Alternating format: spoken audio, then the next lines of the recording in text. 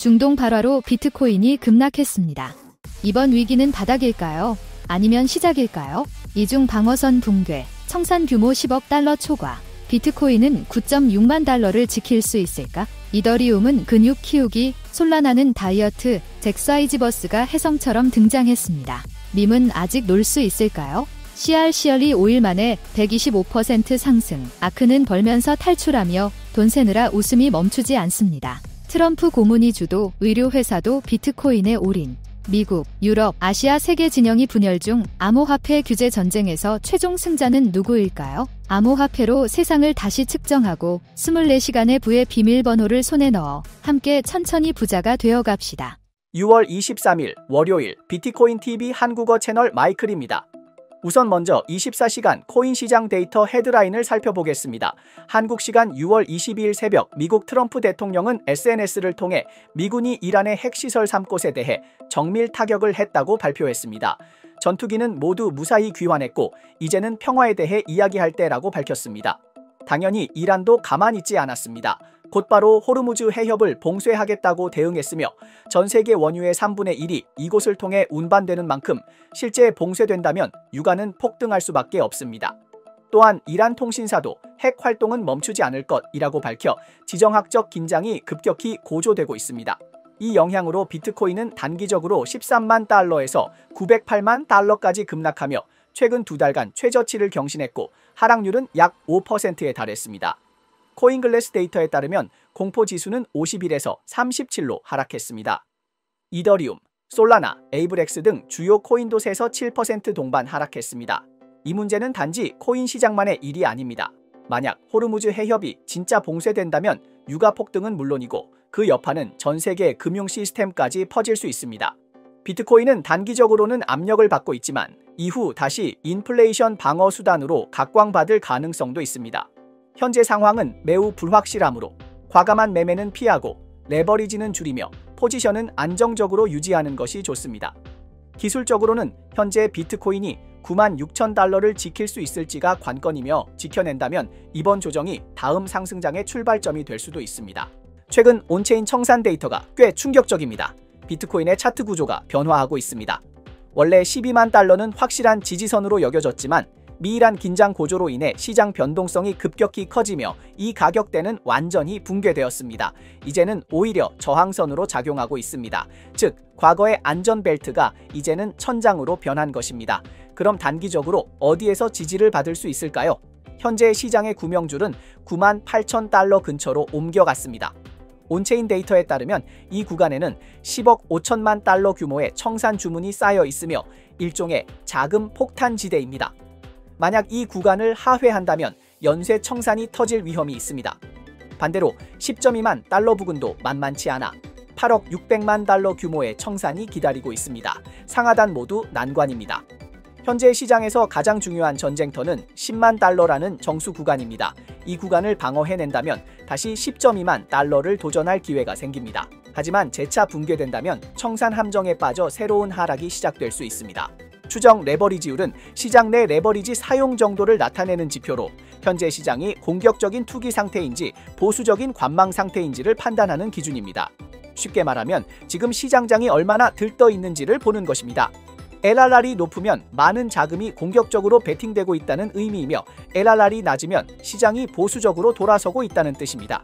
온체인 데이터에 따르면 LRR은 3일 만에 마이너스 0.25까지 급락했으며 이는 2021년 중국이 채굴을 금지했을 당시의 최저치 마이너스 0.32까지 근접한 수치로 2년 만에 가장 빠른 속도의 디레버리징입니다. 2021년에는 한 달에 걸쳐 하락했지만 이번에는 단 3일 만에 급락했다는 점에서 시장의 공포가 얼마나 심각한지 알 수 있습니다. 미이란 긴장이 고조되자 코인 시장은 곧바로 디레버리징에 들어간 것입니다. 데이터상 미결제 약정은 급감했고 자발적인 포지션 축소와 강제 청산이 동시에 발생하면서 시장은 서로 먼저 탈출하려는 상황입니다. 겉으로는 리스크 회피지만 내면적으로는 다음 상승장을 준비하고 있을 수도 있습니다. 현재 시장은 높은 변동성, 낮은 레버리지, 과민한 심리라는 구조입니다. 단기 매매를 노린다면 더욱 신중해야 하며 장기 투자자는 아직은 기다리는 것이 좋습니다. 저레버리지 투자자는 주요 지지 구간을 주시하며 거래량이 터지는 순간이 다음 상승장의 출발점이 될 수도 있습니다. 좋아요와 팔로우를 부탁드립니다. 24시간 내 암호화폐, 블록체인, 마이닝 분야의 최신 동향을 정리해 드립니다. 솔라나의 시가총액은 이더리움의 4분의 1에 불과하지만 온체인 열기에 있어서는 한때 이더리움을 제치고 앞서 나간 적도 있습니다. 거래 수수료, 팁, 블록 수요 모두가 무서울 정도로 높았습니다. 2023년 밈코인 열풍 때 솔라나는 마치 트렌드 로켓에 올라탄 듯 거래량이 하늘로 치솟아 단숨에 신격화되었습니다. 하지만 이야기는 아직 끝나지 않았습니다. 최근 시장에 신흥 인플루언서 엑스이버스계가 등장했는데 스포츠 테마의 밈코인 프로젝트로 토큰 스테이킹이 가능하고 커뮤니티 제한 거버넌스도 운영 중이며 누구나 건설에 참여할 수 있습니다. 출시 직후부터 큰 주목을 받았습니다. 지금은 판도가 바뀌고 자금력 있는 큰손들이 자리를 바꿔 움직이기 시작했습니다. 솔라나든 XRP든 많은 투자자들이 자금을 XE버스로 옮기고 있습니다. 우리가 익숙한 베테랑 솔라나와 이더리움은 이대로 밀려날까요? 아니면 조용히 다음 폭발을 준비하고 있는 걸까요?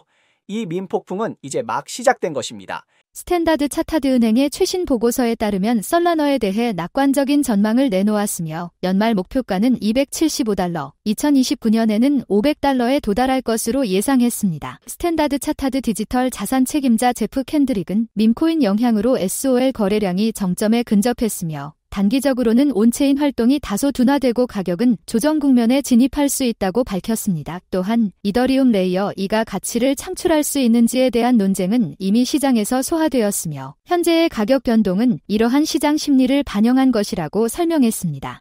Into the ETFs post Trump's election victory. So that's a somewhat positive story, but they have significantly underperformed again those Bitcoin inflows. So for me, the key point here is that Ethereum, which has been underperforming Bitcoin for the past several months, is probably likely to continue to do so. I think in the next couple of years we go to all-time lows on that cross. 이더리움을 더 긍정적으로 보든 SO를 더 긍정적으로 보든 최근의 흐름은 스탠다드 차타드 제프 캔드릭의 말을 증명해주고 있습니다. SO의 열기가 식고 있다는 것이죠. 지난 한 달 동안 SO는 ETH 대비 약 15% 하락했고 ETH는 안정세를 유지하며 기관 자금을 다시 끌어들이고 있습니다. 결국 이더리움은 체인 업계의 금융 대동맥입니다. 비싸고 느리다는 말은 있지만 그 위치를 대체할 수 있는 존재는 없습니다. 솔라나는 확실히 뜨겁고 활동성도 높으며 밈 열풍을 타고 급등했지만 이더리움의 기반을 흔들기엔 역부족입니다. 더 중요한 것은 지금의 이더리움은 혼자 싸우고 있는 게 아니라는 점입니다.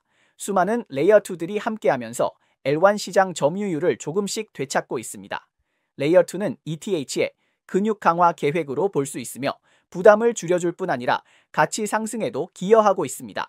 이러한 메인체인 플러스 서브체인 조합은 이더리움을 점점 더 강력하고 더 비싸고 대체 불가능한 존재로 만들고 있습니다. 스테이블 코인 업계에 거물 서클이 상장된 지 겨우 2주 만에 주가가 로켓처럼 하늘로 치솟았습니다. 6월 5일에 상장되어 공모가는 $31였고 개장과 동시에 $69.5로 급등했습니다.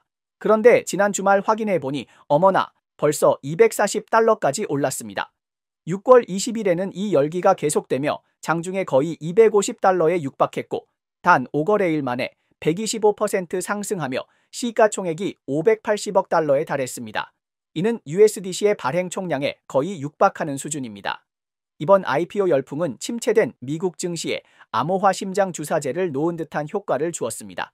그리고 이런 바람을 가장 잘 타는 사람은 역시 캐시 우드입니다.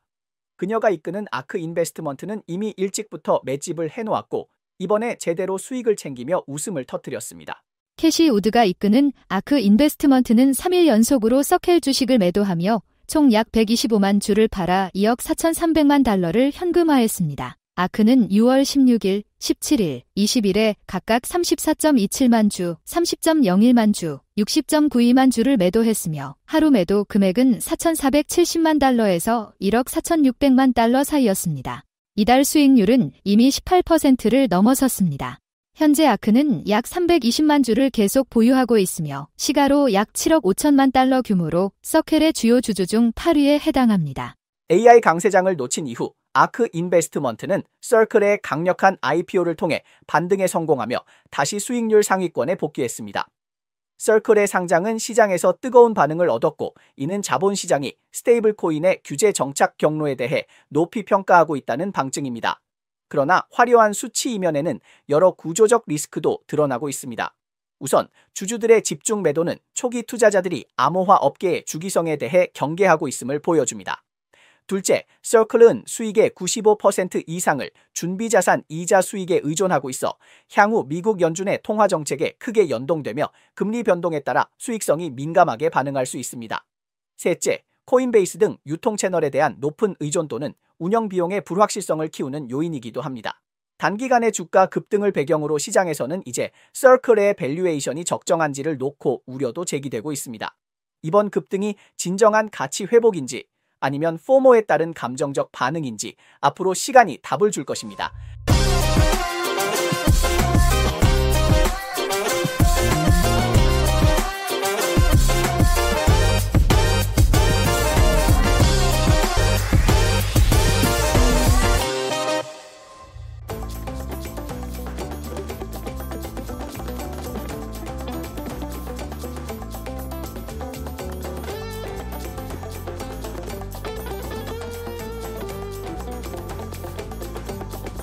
상장사 27곳이 비트코인 쟁탈전. 분석가는 찬물 끼얹으며 칼날 위에서 춤추는 격이라고 경고합니다. 미국은 각본을 바꾸고 유럽은 규칙을 그리고 아시아는 전법을 연습 중 이 규제의 분화가 전면 폭발합니다. 카인들리 MD와 나카모토 홀딩스는 최근 암호화폐 시장에서 말 그대로 전광석화 합체극을 연출했습니다. 단 72시간 만에 515만 달러를 모금했으며 이 속도에 모두가 진짜 일 잘한다고 감탄할 정도입니다. 그 배후의 주인공은 범상치 않습니다. 나카모토 홀딩스는 미국 대통령 도널드 트럼프의 비트코인 고문인 데이비드 베일리가 직접 설립한 회사로 비트코인을 사고 투자하는 전문 기업입니다. 이들은 의료 헬스케어 기업 카인들리 MD와의 합병을 추진하고 있으며 관련 계획은 이미 승인되었고 2025년 3분기 내 완료를 목표로 하고 있습니다. 미국 증권거래위원회에도 공식 신청할 예정입니다. 합병 이후에는 지분 투자, 채권 발행, 가능한 모든 자금을 조달해 비트코인 기업 그룹 조성을 본격화할 방침입니다. 단순히 코인을 사는 수준이 아니라 비트코인 기반의 비즈니스 제국을 구축하려는 전략입니다. 미국 상장기업 카인들리 MD는 최근 나카모토 홀딩즈와의 합병 전 양측이 추가 투자 계약을 체결했다고 발표했습니다. 비트코인 지주회사 나카모토 홀딩즈는 이번에 5,150만 달러 규모의 PIP 투자를 성공적으로 마무리했으며 자금은 비트코인 보유 확대에 사용될 예정입니다. I think Bitcoin's better than gold in from every possible metric. I mean, it's more scarce, it's more divisible, it can be transported over the internet, it has, no security cost, it's better in every way. And so it should be like, I think $1 million is the floor value of Bitcoin when you think about it purely from a fundamental perspective. 현재까지 카인들리 MD는 약 5억 6,300만 달러 규모의 PIP 자금 조달을 완료했으며 전환 사채를 포함하면 총 투자 금액은 7억 6,300만 달러에 달합니다. 사실 카인들리 MD는 이미 행동에 나서 평균 단가 10만 9,027달러로 첫 21비트코인을 매수하며 장기적인 비트코인 전략에 본격 투입된 상태입니다. 점점 더 많은 상장 기업들이 자산 대차대조표에 비트코인을 편입하는 속도를 높이고 있습니다. 최근 데이터에 따르면 지난 한 달 동안 최소 27개 기업이 비트코인을 매입했으며 마치 기업한 비트코인 매집 대회처럼 보일 정도입니다. 그러나 이 흐름에 대해 모든 분석가들이 동의하는 것은 아닙니다. 고미닝 인스티튜셔널의 분석가 파쿨미아는 일부 기업들은 투자 목적이 아니라 마땅한 대안이 없어서 비트코인을 매수하는 것이라며 리스크 관리조차 제대로 되지 않았을 가능성도 있다고 지적했습니다. 스탠다드 차타드 은행도 이는 칼 끝에서 춤추는 행위라고 경고하면서 비트코인 가격이 9만 달러 이하로 떨어지면 절반의 기업이 파산할 수 있으며 암호화폐 산업 전체가 타격을 입을 수 있다고 밝혔습니다. 외부의 시선이 어떻든 간에 카인들리 MD와 나카모토 홀딩스는 이미 큰 베팅을 했으며 변동성이 크지만 잠재력 높은 비트코인의 길을 계속 가겠다는 입장을 분명히 하고 있습니다. 이는 무모한 도박일까요? 아니면 선견지명일까요? 이 기업한 비트코인 매집 전쟁은 어쩌면 이제 막 시작됐을지도 모릅니다. 현재 전 세계의 가상자산 규제는 빠르게 분화되며 점차 구조화 경쟁 단계로 접어들고 있습니다. 각국 정부의 가상자산에 대한 태도는 마치 전 세계가 지도를 열고 몬스터를 잡는 게임처럼 제각각입니다. 미국에서는 트럼프가 집권하자마자 시나리오를 바꾸고 스테이블 코인 법안을 추진하며 기관 투자자들에게 초록불을 켰고 비트코인 ETF도 완전히 승인되었습니다. EU는 아예 전 블록체인 규제를 표방하며 MiCA 법안을 통해 지갑부터 플랫폼까지의 규칙을 명확히 밝혀 마치 시험지를 나눠주는 방식입니다. 영국은 다소 애매한 상황으로 초안은 나왔지만 시행 시점은 미정이며 엑셀과 브레이크를 동시에 밟는 듯한 진퇴양난의 국면입니다. 독립 싱크탱크인 공식통화 및 금융기관 포럼은 영국이 디지털 자산 규제에 있어 움직임이 느리며 기존의 제도적 우위를 점차 상실하고 있다고 비판했습니다. 영국 금융행위감독청이 발표한 가상자산 로드맵은 지금까지 구체적인 시행 시기를 밝히지 않고 2026년 이후라는 모호한 표현만 제시했습니다. 또한 스테이블 코인과 고위험 투자형 가상자산을 동일 선상에서 취급하여 적절한 규제 분류 논리가 부족하고 이는 시장 참여자들에게 혼란을 주며 신뢰를 저하시키고 있습니다. 요란하기만 하고 실제론 조용한 영국에 비해 호주의 규제 속도는 더욱 느리며 아직도 정책이 자라기를 기다리고 있습니다. 노르웨이는 전력 소모가 많다는 이유로 채굴자들의 활동을 제약하고 있습니다. 아시아 전장은 더욱 다채롭습니다. 러시아와 이란은 마치 금융 특수부대처럼 가상자산을 전략 무기로 취급하며 통제와 제한을 동시에 강화하고 있습니다. 인도는 표면적으로는 합법처럼 보이지만 사실상 무거운 세금으로 자금이 거의 빠져나가고 있는 상황입니다. 싱가포르는 2022년부터 가상자산에 대한 입법을 강화했으며 올해는 해외 플랫폼에 대해 포획망을 펼쳤습니다. 핵심 논리는 명확합니다. 싱가포르인의 돈을 벌고 싶다면 먼저 규칙을 지켜라는 것입니다. 홍콩은 마치 아시아 실험실처럼 면허를 먼저 발급하고 거래소, 퍼블릭체인, 스테이블 코인이 차례로 시도되고 있습니다. 싱가포르보다 더 과감하지만 그만큼 리스크도 큽니다. 태국은 무덕지심의 태도로 한쪽에서는 공청회를 진행하면서도 다른 한쪽에서는 면세 혜택을 제공하여 투자 유치 의도를 노골적으로 드러내고 있습니다. 2024년 1월부터 태국 정부는 디지털 자산 거래에 대해 7% 부가가치세를 면제하여 정책적인 호재를 발표했습니다. 규제 측면에서도 동시 대응이 이뤄지고 있으며 태국 증권거래위원회는 2025년 6월 20일부터 디지털 자산 상장 기준에 대한 대국민 공청회를 시작해 7월 21일까지 진행할 예정입니다. 태국에 비해 일본은 언제나 정해진 절차대로 움직이는 가상자산계의 원칙주의자입니다.